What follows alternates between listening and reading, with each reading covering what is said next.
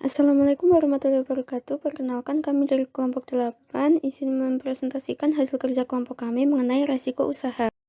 Kelompok kami beranggotakan 3 orang. Yang pertama adalah Ufriza Zulfa Masai dengan NPM 20110104004, yang kedua Zainur Rifai dengan NPM 20110104026, dan saya sendiri Septia Ragil Saputri dengan NPM 20110104047. Subbab dalam materi ini ada 2. Yang pertama konsep resiko usaha, dan yang kedua adalah menangani resiko usaha. Subbab yang pertama adalah konsep resiko usaha. Pengertian resiko usaha. Resiko usaha adalah sebuah tindakan yang dihubungkan dengan suatu kemungkinan munculnya kerugian yang tak terduga dan memang tidak diharapkan terjadi. Banyak faktor yang menyebabkan munculnya resiko. Terdapat 3 hal yang mempengaruhi resiko yang terjadi, seperti yang ditetapkan oleh Abbas Salim.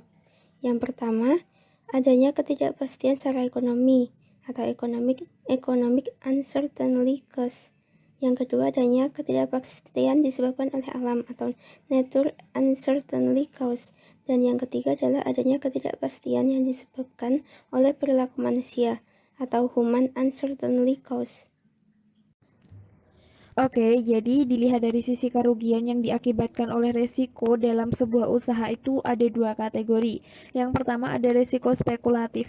Nah, apa sih resiko spekulatif? Nah, resiko spekulatif itu hanya ada 2 kemungkinan, yaitu ada peluang rugi dan juga ada peluang untung. Seperti contoh yaitu dengan kegiatan pada bursa efek pembelian saham. Nah, para pemegang saham itu kan bakal dikasih sebuah dividen. Apabila perusahaan itu mengalami keuntungan, maka dividen yang dibagikan itu juga lumayan banyak.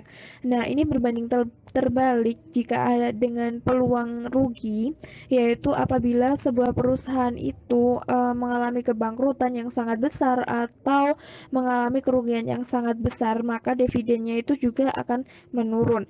Itu adalah peluang rugi dan peluang untungnya. Kemudian yang kedua itu ada risiko murni. Nah, risiko murni ini gini, jika terjadi maka berdampak kerugian. Namun jika tidak terjadi tidak akan mengalami kerugian ataupun keuntungan. Jadi kalau yang terjadi itu ya akan berdampak kerugian ataupun keuntungan. Kalau enggak ya enggak gitu. Akibatnya yang ditimbulkan dari itu yaitu terjadi break even. Misalnya kebakaran, pencurian, bencana alam atau kecelakaan. Nah, dalam hal ini jika rumah makan terjadi kebakaran tentu akan mengalami sebuah kerugian karena aset itu ikut habis terbakar. Ada 2 akibat yang ditimbulkan setelah itu, yaitu rumah makan ditutupi sementara karena adanya perbaikan serta pemulihan atau tutup permanen karena mengalami kebangkrutan setelah mengalami kebakaran rumah makan tersebut. Kontrol yang dilakukan pada risiko usaha itu ada 2. Yang pertama ada risiko yang bisa dikendalikan. Seperti contohnya yaitu pemasok produk di pasaran siap dilaksanakan. Kemudian selama berbulan-bulan produk itu belum mendapatkan keuntungan nih. Apalagi pengembalian atas modalnya itu sendiri. Tentu ini akan menjadi sebuah kerugian. Akan tetapi hal tersebut itu bisa dikendalikan dengan cara mengevaluasi produk itu sendiri atau strategi marketingnya. Kemudian yang kedua ada risiko yang tidak bisa dikendalikan. Nah, biasanya risiko yang tidak bisa dikendalikan ini merupakan sebuah kejadian yang memang di luar batas manusia untuk memprediksi, seperti bencana alam, kebakaran, ataupun yang lainnya. Macam-macam risiko usaha.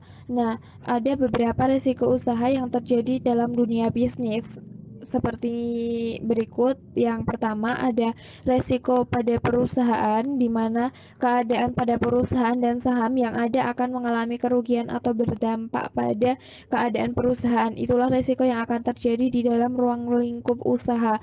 Kemudian ada juga keuangan yang beresiko. Resiko keuangan itu merupakan suatu hal yang sering terjadi dan akan mengakibatkan adanya dampak yang terjadi pada aspek keuangan perusahaan yang mengalami sebuah kerugian. Kemudian ada juga adanya risiko permodalan.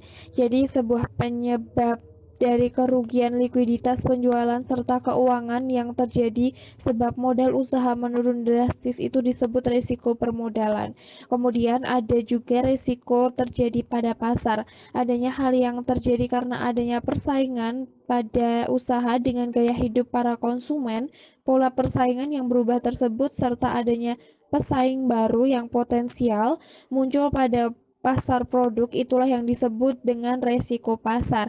Kemudian ada juga yang terakhir yaitu resiko operasional. Nah, resiko operasional ini sendiri merupakan suatu hal yang terjadi karena adanya hasil prediksi yang menyimpang. Masalah tersebut terjadi karena kurang sempurnanya keputusan yang ditetapkan, adanya SDM, pengaruh teknologi, dan terjadinya perubahan pada sistem inovasi serta mutu sebuah perusahaan. Untuk materi yang selanjutnya yaitu menghadapi risiko usaha. Cara menghadapi risiko usaha. Yang pertama, menentukan rencana bisnis. Dalam menjalankan sebuah bisnis, penting melakukan sebuah rencana tertulis. Lihatlah dari berbagai sudut pandang untuk merencanakan tujuan, melakukan evaluasi, serta melakukan penilaian pada bisnis yang sedang berjalan. Perhatikan pula strategi operasional, keuangan, serta pemasaran yang telah berjalan. Yang kedua, membuat perencanaan manajemen risiko. Perencanaan untuk manajemen risiko berbeda dari perencanaan untuk bisnis.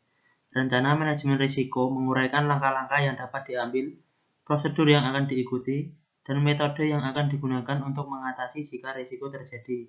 Misalnya, jika kita memproduksi produk yang rentan terhadap kerusakan, maka harus menentukan pengemasan produk yang baik untuk memastikan keamanannya selama distribusi hingga ke tangan konsumen. Yang ketiga, menjalankan rencana bisnis yang telah dibuat. Setelah menetapkan semua rencana, baik bisnis maupun manajemen risiko, maka kita dapat menindaklanjutinya. Panduan yang telah kita buat akan membantu mengurangi risiko yang mungkin terjadi. Selain itu, jika kita mengikuti rencana dan semua standar operasional, cukup lakukan evaluasi pada akhir untuk menentukan apakah kita menghasilkan keuntungan atau kerugian. Yang keempat, melakukan manajemen risiko.